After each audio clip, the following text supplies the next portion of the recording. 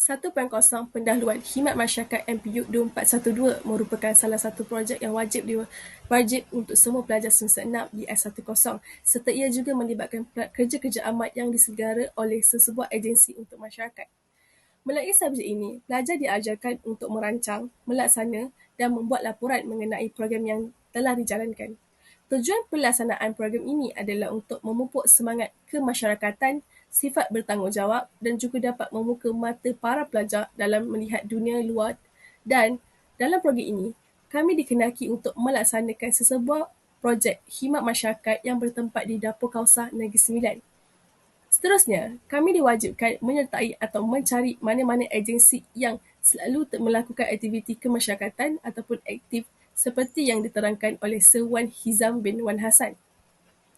Program yang dirancang ini berhasrat untuk membantu segelintir gelandangan yang berada di kawasan Seremban. Selain itu, kami juga berharap dengan adanya program ini, kita dapat pendedahan dan membuka mata masyarakat tentang ada segelintir daripada kita terpaksa menjadi golongan gelandangan disebabkan kemerosotan ekonomi mereka. Selain itu, kami juga berharap dapat melahirkan masyarakat yang prihatin terhadap masyarakat yang lain serta dapat membantu ataupun membina lebih banyak pusat yang berkhidmat untuk masyarakat agar mereka lebih mudah untuk mendapatkan bekalan makanan seharian. Dan pada tarikh 26 Mei 2022, kami sekumpulan telah pun melaksanakan sebuah projek di mana kami akan memberi makanan kepada golongan gelandangan di kawasan sekitar Seremban. Dengan dibantu oleh agensi daripada Dapur Kawasan dan kerjasama daripada pihak tersebut, kami berbincang mengenai tarikh dan yang sesuai untuk menjalankan program ini. Dan aktiviti yang akan dilakukan di sana adalah membungkus makanan dan mengagikan makanan. Pengurus di Dapur Kawasan juga sempat memberitahu mengenai kehidupan segelintir gelandangan dan juga paling tidak dapat dilupakan juga ada juga segelintir gelandangan di sini merupakan mualaf. Pengurus Dapur Kawasan juga memberi bantuan dan sumbangan dari segi tenaga dan juga bahan makan yang telah disediakan untuk para gelandangan. Seterusnya ialah penghargaan. Pertama sekali kami ingin merakamkan setinggi-tinggi penghargaan kepada pensyarah kami iaitu Sir Wan Hizam bin Wan Hassan kerana ia merupakan pensyarah bagi mata pelajaran khidmat masyarakat dan juga telah banyak membimbing serta memberi banyak penerangan kepada kami agar dapat menjayakan program ini. Tidak dilupakan juga, beliau juga banyak memberikan nasihat dan langkah-langkah untuk melakukan laporan dan juga kertas kerja. Seterusnya, ucapan terima kasih kepada para pelajar BS 6.74 kerana sentiasa memberikan idea serta kerjasama yang sangat baik untuk kejayaan program ini. Tanpa kerjasama dari setiap ahli kumpulan dan saling bantu-membantu antara satu dengan yang lain, program ini tidak dapat dijayakan dengan teratur dan sempurna. Ini juga dapat memberikan banyak pengajaran, manfaat dan inspirasi kepada kami agar dapat memperbaiki setiap kekurangan dari segi pelbagai aspek. Akhir sekali, selaku pelajar Kolej Politek Marabangi, kami merakamkan ucapan terima kasih kepada pengerusi Dapur Kausar kerana telah memberikan kami peluang agar dapat menimba pengalaman serta sedikit sebanyak dapat membantu dalam melakukan aktiviti yang sungguh bernilai ini. Beliau juga banyak memberi tunjuk ajar, nasihat dan motivasi kepada kami untuk menjayakan program ini serta kami juga mendapat banyak manfaat dan pengajaran semasa melakukan aktiviti ini bersama pengerusi Dapur Kausar. Terima kasih. Seterusnya, 3.0 adalah objektif. Kami mempunyai 6 objektif semasa pelaksanaan program ini. Yang pertama, memenuhi syarat dan kriteria bagi subjek khidmat masyarakat agar pelajar dapat menggunakannya pada masa yang akan datang. Yang kedua, ialah melatih pelajar untuk bekerjasama, saling bantu-membantu dalam kerja secara berpasukan. Yang ketiga, memperkenalkan Kolej Politek Mara kepada orang luar dengan cara yang bersopan santun dan beradab. Yang keempat, mengeratkan hubungan antara pelajar dengan golongan gelandangan. Yang kelima, menerapkan nilai-nilai murni kepada pelajar agar lebih bersikap berperi kemanusiaan kepada setiap individu. Dan yang terakhir sekali adalah memberi sumbangan hikmat bakti kepada masyarakat yang memerlukan pada bila-bila masa dan di mana jua. Seterusnya, saya akan menyerahkan halaman seterusnya kepada penyampai yang lain, Darren. Seterusnya ialah 4.0 maklumat program.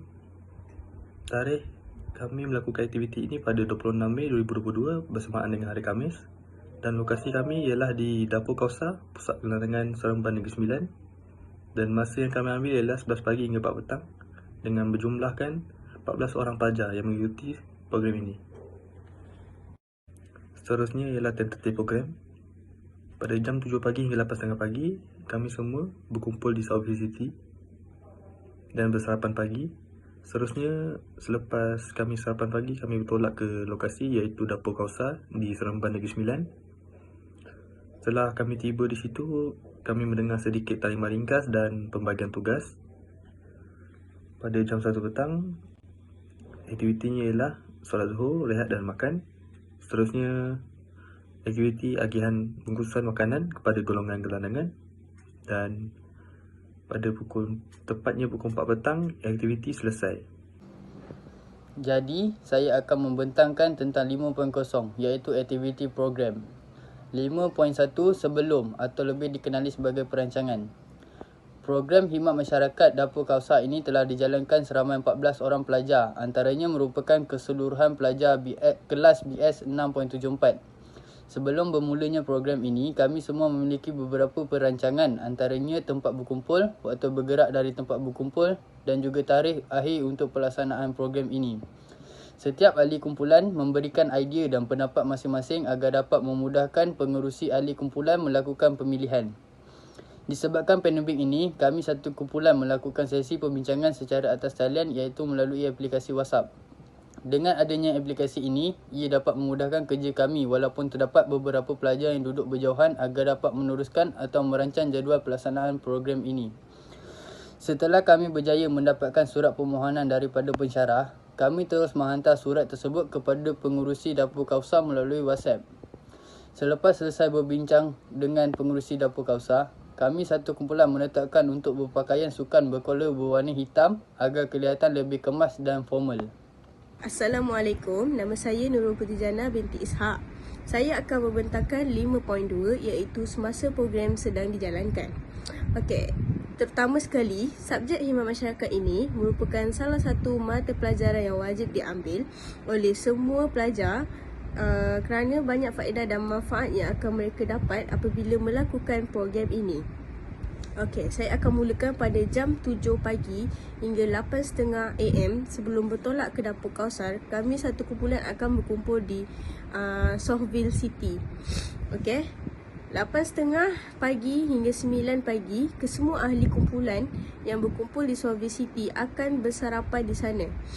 Apabila pengarah telah selesai memberikan maklumat, taklimat tentang program yang dijalankan, sambil pengarah iaitu Siti Najihah binti Omar memberikan taklimat kepada semua ahli kumpulan, kami bersarapan dan menyediakan barang-barang yang diperlukan lah untuk dibawa ke Dapur Kausar tersebut, di program khidmat masyarakat kami tersebut. Okey, pada pukul 9 pagi hingga pukul 10.30, setelah selesai sarapan, kami terus bertolak ke tempat yang tuju iaitu Dapur Kausar di Seremban. Tidak lupa juga pelajar yang tinggal berdekatan dengan kawasan Seremban, mereka bergerak daripada rumah mereka pada waktu yang telah ditetapkan lah. Maksudnya dia bergerak, kita orang gerak pukul 9, dia orang pun bergerak pada pukul 9 juga.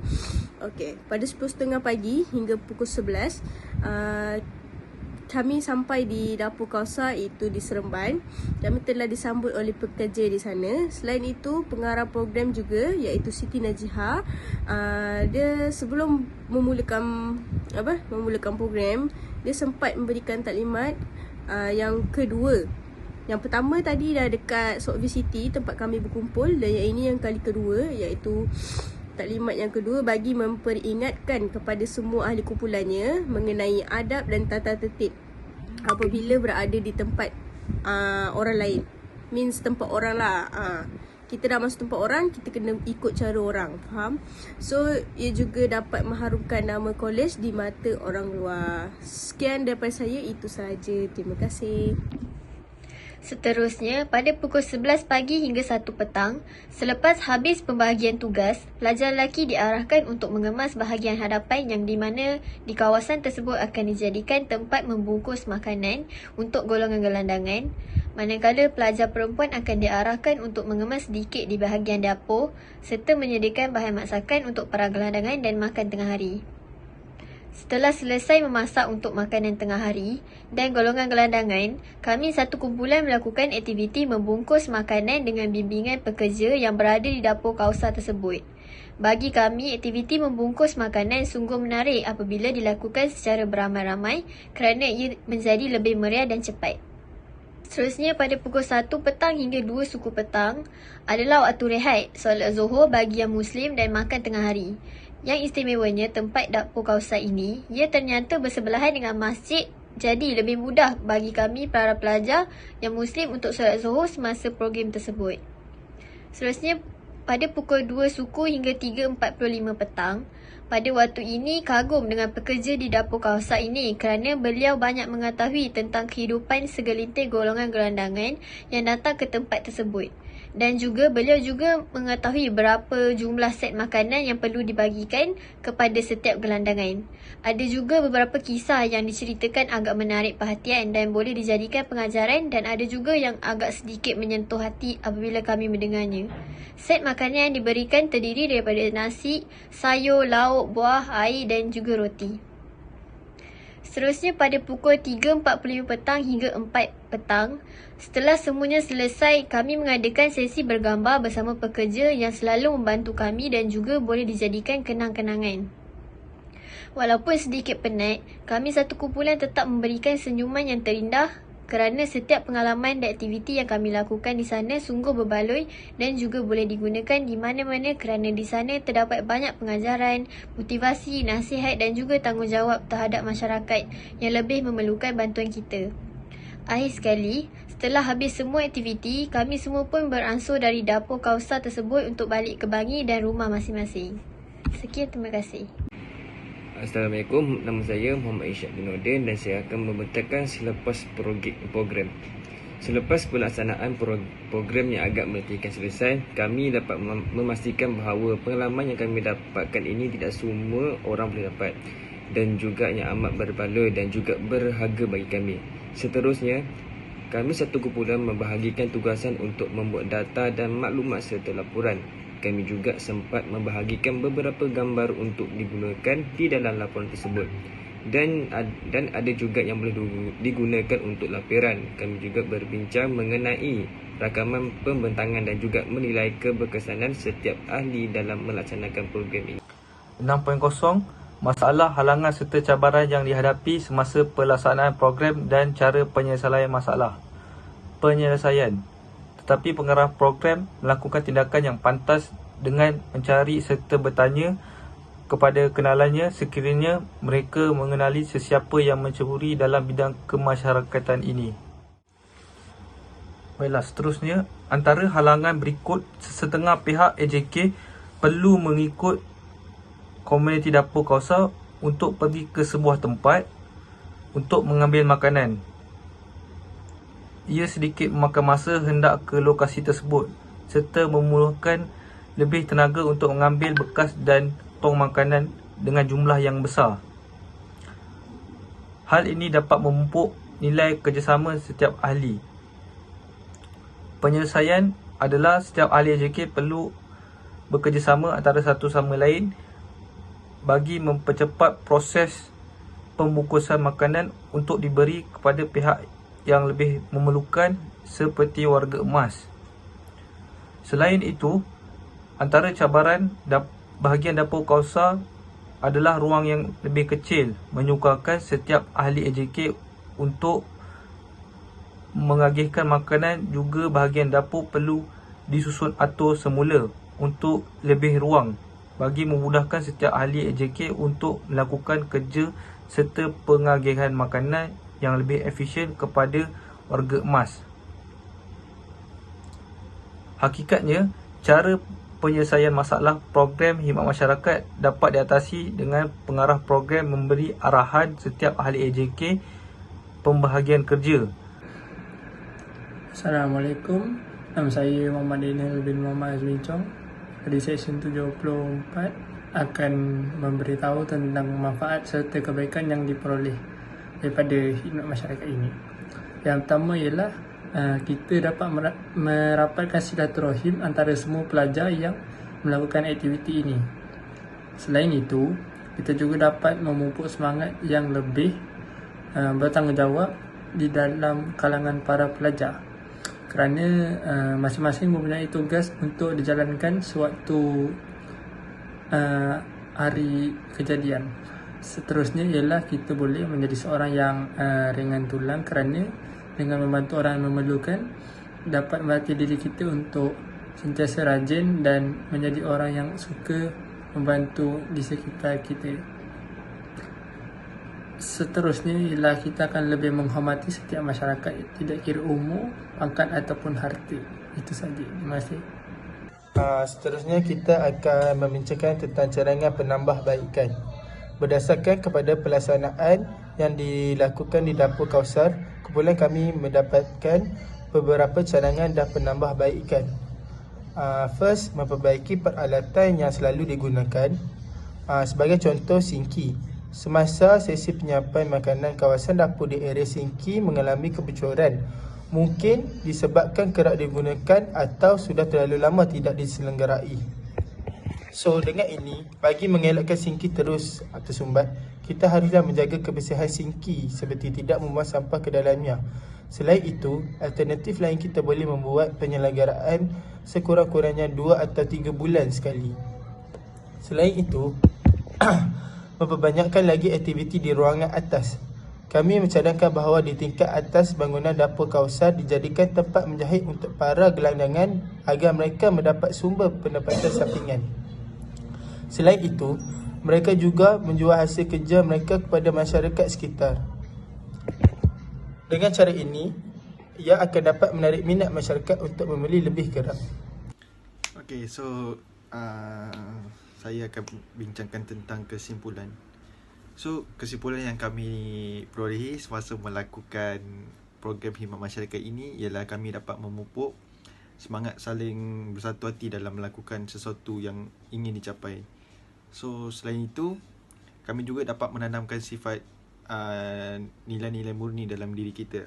Contohnya, sifat keprihatinan yang memerlukan, kerana sekiranya tiada siapa yang di kalangan masyarakat yang hendak membantu orang yang macam ini.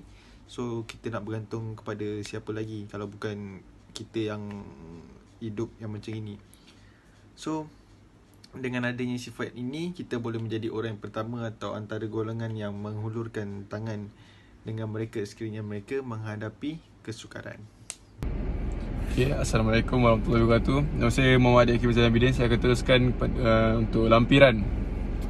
Pada rajah yang pertama, seperti kita boleh lihat, itu adalah semasa sesi persediaan untuk melakukan aktiviti selepas pengarah selesai memberikan taklimat. Pada rajah kedua, semasa penyediaan makanan untuk makan tengah hari dan juga golongan gelandangan. Pada rajah ketiga pula, hadapan untuk dijadikan tempat pembungkusan makanan para gelandangan. Pada rajah keempat pula, itu adalah semasa sesi penyiapan makanan untuk para gelandangan dan makan tengah hari berlaku kebocoran sinki. Pada rajah kelima pula, semasa ini adalah semasa sesi pembahagian makanan kepada para gelandangan.